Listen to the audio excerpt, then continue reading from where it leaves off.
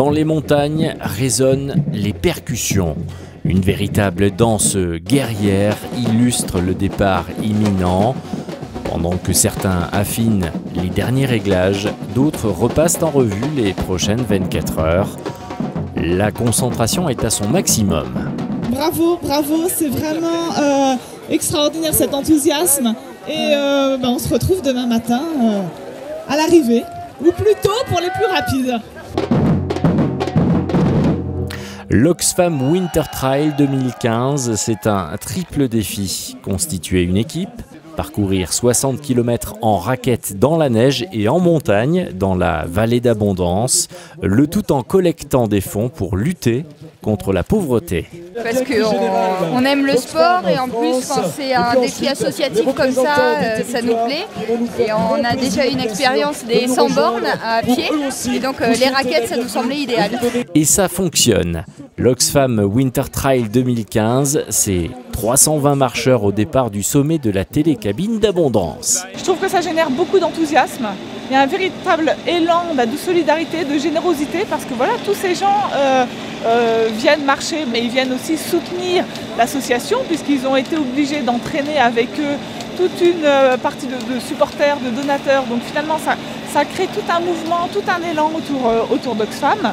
Le chalet des Portes du Soleil à Châtel se voit transformé en PC Course pour l'occasion.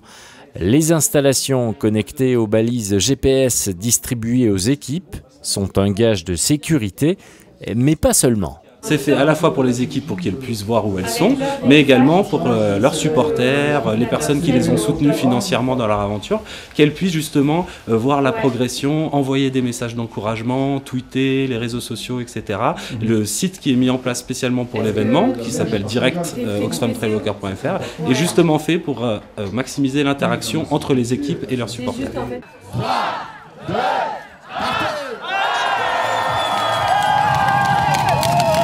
Sur le terrain, l'Oxfam Winter Trail, en plus des marcheurs, c'est aussi, par exemple, 289 supporters ou encore 97 bénévoles. Nous, on est là pour clôturer la marche, on fait une voiture balai un peu, donc surveiller que personne n'est blessé, passer après tout le monde et enlever le balisage. Oui, voilà, enlever les piquets bleus. L'Oxfam Winter Trail, c'est encore une trentaine de masseurs, 50 secouristes de haute montagne, les offices de tourisme et les domaines skiables de la vallée qui apportent leur concours, ou encore la maintenance des équipements le long du parcours. Pour faire du réglage, pour faire du coup un petit peu de SAV, et puis pour donner des conseils aux gens avant qu'ils s'engagent sur les 50 km qui restent. Le Winter Trail, c'est aussi un parcours entre la France et la Suisse avec une marche à la frontale de nuit par Morgin pour une arrivée à Châtel au bord du lac de Vonne à 22h45 pour les premiers et pour le gros de la troupe entre 5h et 11h du matin le dimanche. La difficulté, le plat pays qui est le nôtre pour arriver chez vous, les entraînements ont été différents.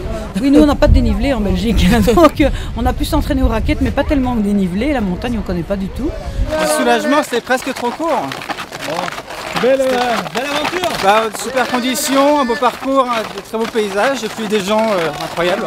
Des conditions idéales, la combinaison d'un soleil généreux et un manteau neigeux stable font que cette première édition mondiale du Winter Trail Oxfam est une véritable réussite. Après une préparation de plusieurs mois et plus de 196 000 € collectés, le pari est donc gagné.